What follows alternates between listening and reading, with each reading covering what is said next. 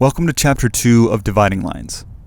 We've just crossed Troost, the de facto line of division between white and black Kansas City. We're about to turn onto the Paseo. 10 miles long from 1st to 85th. For 6 of those miles, it's a divided boulevard accented with fountains, ponds, and statuary. It took 20 years of civic campaigning to realize, but it paved the way for all other aspects of the City Beautiful movement here in KC. The Paseo was Kansas City's first boulevard. Toward the northern end, there's segments which, in my opinion, far surpass most of Ward Parkway. But no one takes their out-of-town relatives for a drive down the Paseo. And the houses along it no longer get a price bump, either. In 2019, Kansas City's City Council voted to change the name of the Paseo to honor Martin Luther King Jr. It had been noted that Kansas City was one of the only major metropolitan areas that lacked a road named in King's honor. The change happened, however, it happened without a citizen vote, and allegedly without the input of residents who lived on or near the Paseo. So, later that year, a ballot initiative was included in the November election, asking voters if they wanted the street to revert back to the old name. And 70% of voters said they wanted to remove the already installed Martin Luther King Jr. Boulevard signs and go back to the name Paseo. Across the country, boulevards named in King's honor tend to cut through disinvested areas. Areas marked not by the success of the civil rights movement, for which King is heralded as icon, but by crime and poverty, caused by disinvestment and racist policy. It's an unfortunate consequence of the tenacity of systemic racism. Not only did many residents want to avoid the image that the new name might signal, they also wanted to preserve the history of the old name.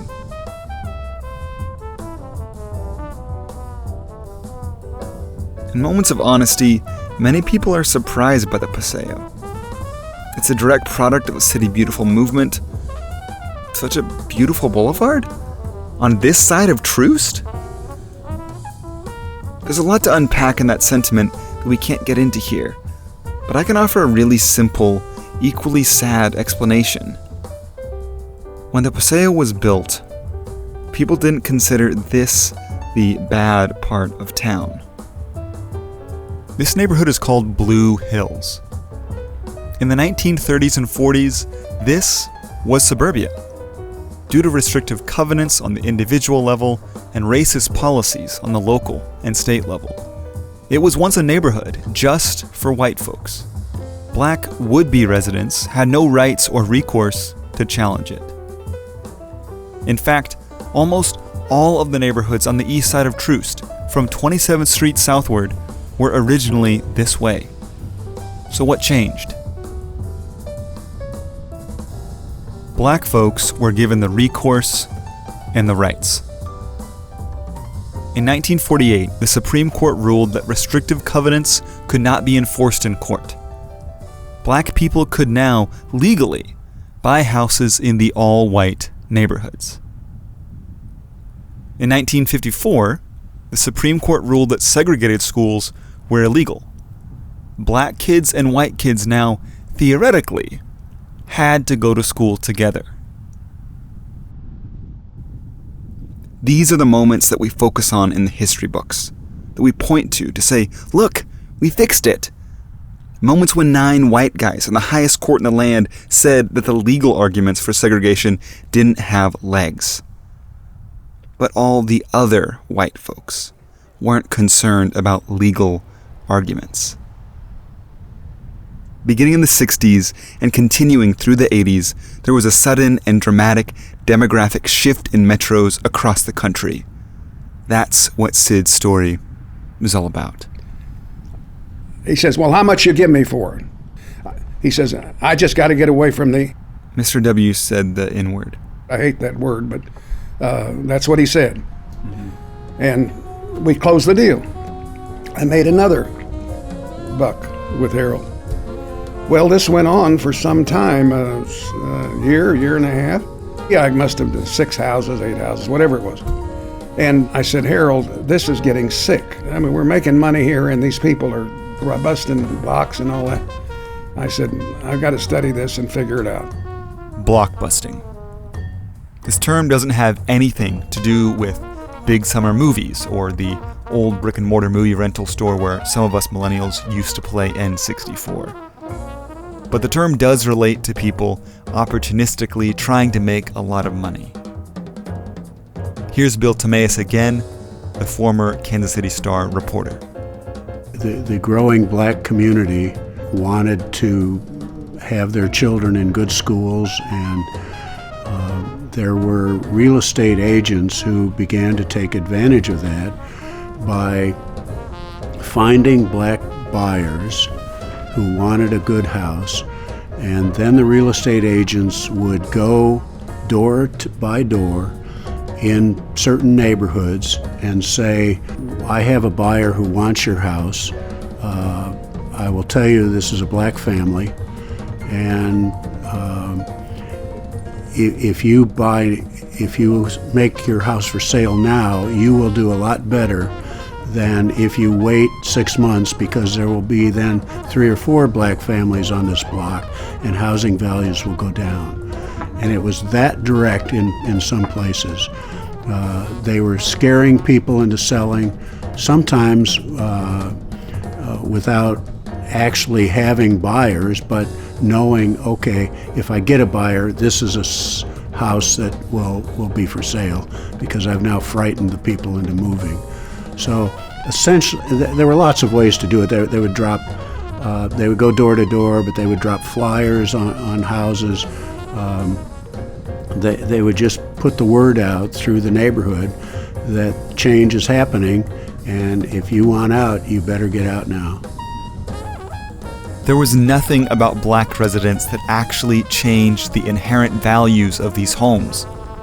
They were still the same houses, same walls, same yards. And in many cases, the black residents moving into previously all-white neighborhoods were of a higher social class, more educated, making higher incomes than their white neighbors. But thousands of white sellers moved elsewhere because they thought it was a problem. Sadly, they had reason to. And it had everything to do with the way houses were appraised, or had their prices determined. You're coming up on a very physical dividing line. You'll be passing under Bruce R. Watkins Drive, also called 71 Highway. It runs from downtown KC to the suburbs in the southeast, rolling through the neighborhoods east of Troost the entire way. Before working on this tour, it hadn't really occurred to me that this highway, which I had driven on throughout my childhood and early 20s, this highway is on land that used to be the spot of thousands of people's homes. All of them displaced, and not all of them willingly. Their memories paved over and polluted by exhaust. I became involved with the project in 1986, but prior to that, the construction for Bruce Watkins South Midtown Roadway had begun many, many years prior to that. This is Mamie Hughes, a famous Kansas Citian who was integral in the planning and construction of the Bruce R. Watkins Drive, which you'll continue to see on your left for a few minutes. It started with an engineering report in 1951. Then one day, the city and the highway department began to acquire properties, and finally, one of the neighborhoods became very troubled by the course of the project, knowing that it would be a 10-mile stretch from downtown to South Kansas City around 77th Street. Those concerned people brought a lawsuit in the United States District Court in 1973, and the court case lasted with meetings and meetings. The lawsuit lasted 10 years. One of the key issues was property values. The city, when using eminent domain, didn't always offer what homeowners felt their houses were worth. It all had to do with the way houses were appraised. We figured out that there was a 50 square mile section of central Kansas City that had been effectively redlined by traditional mortgage lenders, from the river to 75th, from Truce to 435. The Homeowners Loan Corporation and later the Federal Housing Authority, yes, the two organizations that Nichols and the National Association of Real Estate Boards helped create, these were the federal agencies that assigned a creditworthiness rating to the neighborhoods throughout the country. White, racially homogeneous neighborhoods were assigned the best rating and were outlined in green on maps. Black neighborhoods were assigned the lowest rating and were outlined red on maps. That's redlining. There were no studies conducted to substantiate these ratings. For decades, propagandic publications from the Homeowners Loan Corporation and the Federal Housing Administration had claimed that black folks were dangerous and sexually rabid, claims that were not at all based on behavior but on racist paradigms. The propaganda went on to claim that black folks were harmful to the integrity of a neighborhood. It only took one black homeowner moving into an otherwise all-white neighborhood for white flight to take hold, for neighborhoods' rating to drop, and for the block to bust. Once the rating dropped, banks would often begin to categorically deny all loans to the neighborhood in question. Encouraged by realtors and speculators called blockbusters, white homeowners would panic sell, moving to new suburban developments where restrictive covenants ensured that the blocks would never bust. As white families fled to the suburbs, more black families moved in, and soon the neighborhood's rating would drop again, this time to red. The homes, again, instantly losing value in the eyes of the FHA, and therefore banks, refused to lend to the area. It left many black residents in a house worth far less than what they owed on it. Aspiring black homeowners who had wanted their piece of the pie in the sky, the American dream of building wealth through homeownership, had been cheated.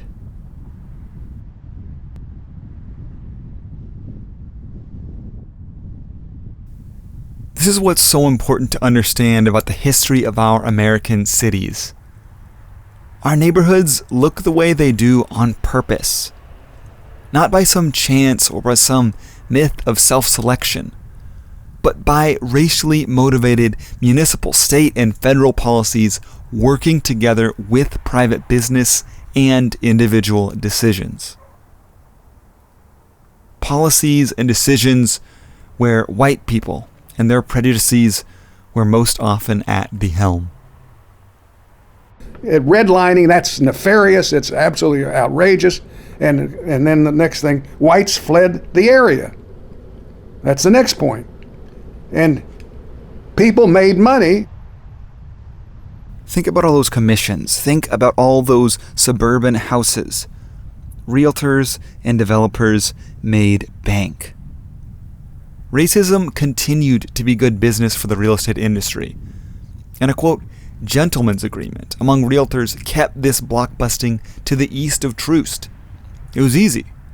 Realtors who considered themselves ethical and upstanding simply didn't show black home buyers houses west of Troost.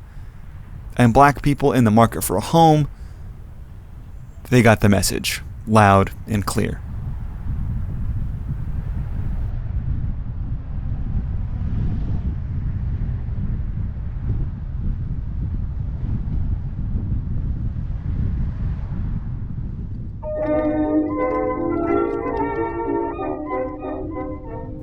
Don't forget that this is a 360-degree video, and you can change the direction you're looking. That may be by turning your head, or swiping with your finger, or panning using your mouse.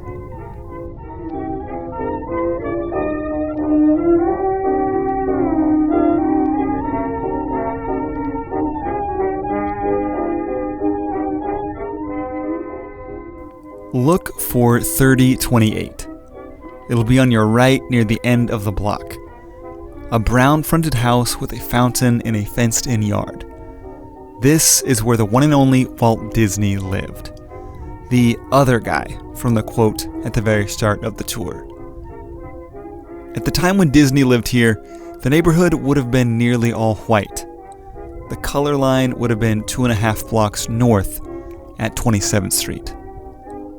At that time, black families who tried to move south out of the overcrowded 18th and Vine district were liable to face intimidation and even bombings.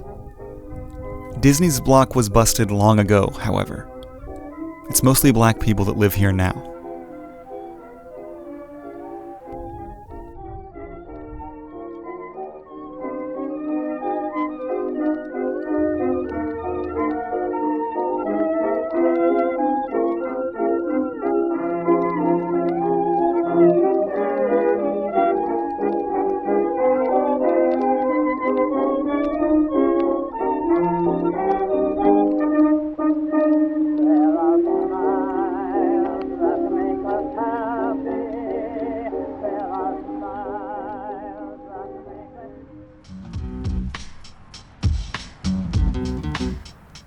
We started dividing lines at Shawnee Mission East High School, the crown jewel of Prairie Village, a school many consider worth relocating for.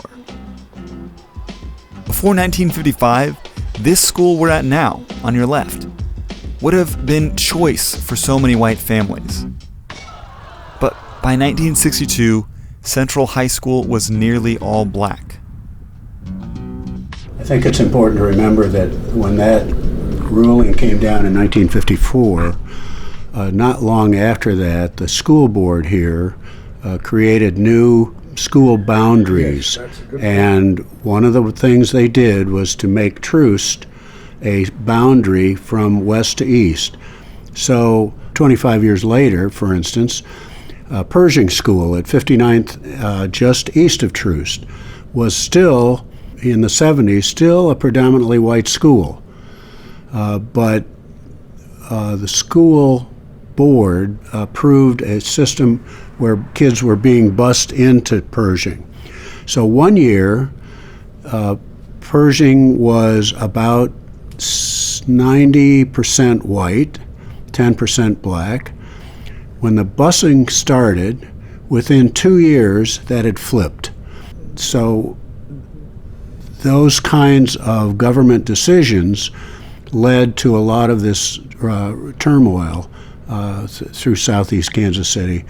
And as I say, it was primarily one government decision after another that led to this, but it was the school board's setting of Troost as a boundary, east and west, for several school drawing areas that really helped to lock in Troost as a racial boundary.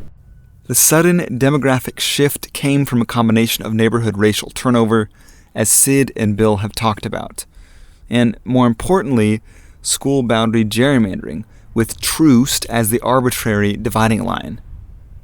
Once the school demographic had flipped in 1962, an all-white school board had no interest in levying taxes to keep up with building maintenance and neglected to hire new teachers.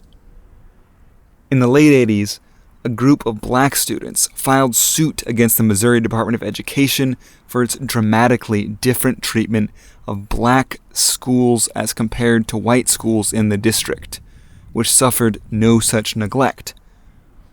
The court seized control of the district in what would be one of the nation's most costly desegregation cases. But they went at it the wrong angle. You know, they started to make what we call major schools. This is Davion Cannon, class of 2018, student at Central Academy of Excellence. He meant to say magnet schools. To where Central is known for sports, and then Paseo is known for performing arts, and then Lincoln is a college preparatory school. Van Horn was like an engineering school. Millions of dollars were poured into the Kansas City, Missouri school district to renovate facilities and create these specialty programs. The renovation was paired with new attendance rules that said any student from anywhere in the state could be bused into the supposedly gleaming Kansas City, Missouri schools for free. The idea was attract white students from the suburbs, thus integrating the school. And that's where they strayed off from the overall path over the years. And I feel like that's what we got to get back to. Right, like they had the goal at first, to bring the whites back in, but they strayed off from it. They didn't focus on integrating the schools as a whole. They focused on, aspects of it. So that's when they came to, college preparatory, School of Theater and Arts, and then School of, sports. And I feel like, if we would have focused more on just the numbers in each school, not just, in the genre, college prep, theater, then we would have a better outcome of it. So, it wasn't a bad plan, but just the whole milestones of the plan wasn't the right way. Now, this school, like schools around the country, suffers from low test scores, financial hard times, and shrinking enrollment. My sophomore year, I witnessed a graduating class of 100 go down 70. You gotta care about something to do it. And in the inner city, we really don't, have too much to care about because our schools isn't making us care. Yeah, we got teachers, but teachers don't just make up the school. It takes a lot of aspects to make up a school. So, what makes my school worth me caring about? What makes me want to come to school, There's something to say here about bringing white students back in that I think Davion understands. Having white classmates doesn't magically improve the educational experience for black students. It's not like there's something inherently better about white kids than black kids. Rather, white parents tend to command more resources and political power. Schools with a critical mass of white students thus tend to get more resources. I asked Davion about seeing nicer schools.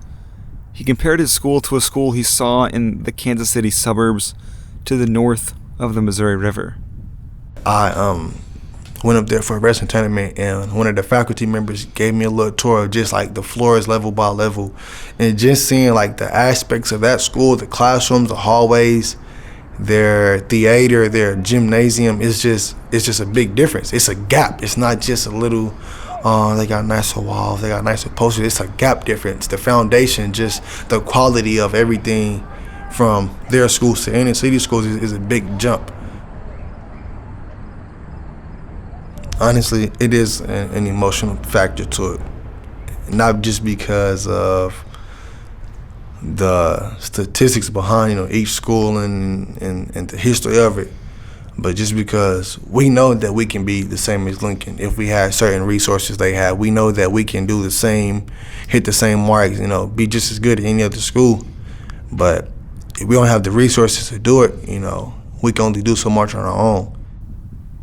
Davion and students and parents and teachers and administrators throughout Kansas City Public Schools are doing the most with the resources available to them to improve the academic and life outcomes for KCPS students. Say, I love my school. And that's one thing I can say about Central. These last 2-3 years, we have been building up our school. We have been making sure kids care about coming to school because we want to see everybody succeed. The multi-million-dollar desegregation case, Missouri v. Jenkins, and the magnet school program that Davion mentioned did not succeed in luring middle-class white students back into the hallways of KCMO schools. It did succeed at updating facilities that had suffered from disinvestment at the hands of a school board that favored the white side of Kansas City. Unfortunately, as of 2018, mobile middle-class families continue to move out of Kansas City proper when their children come of schooling age, citing the school system as a driving force.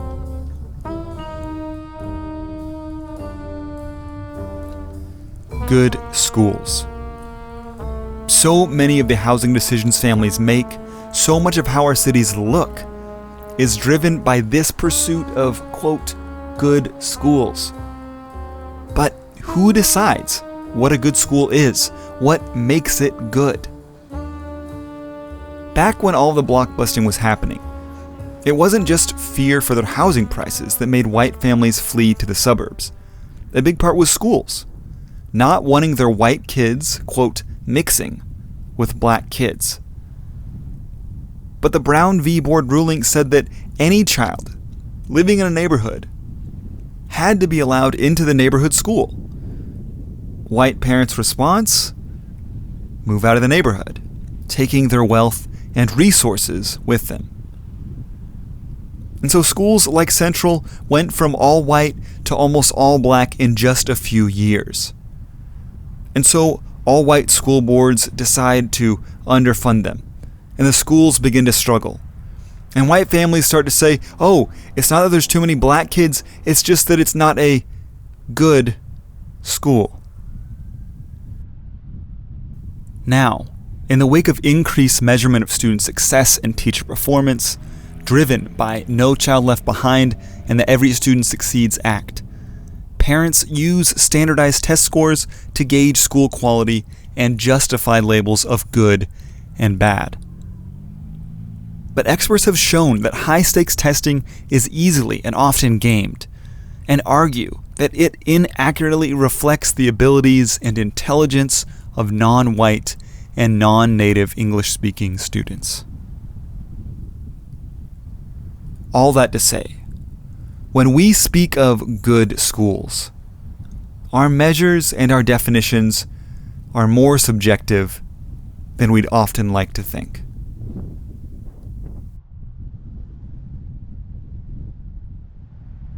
This concludes Chapter 2 of Dividing Lines. To continue the tour, go to Chapter 3 on dividinglines.jocolibrary.org.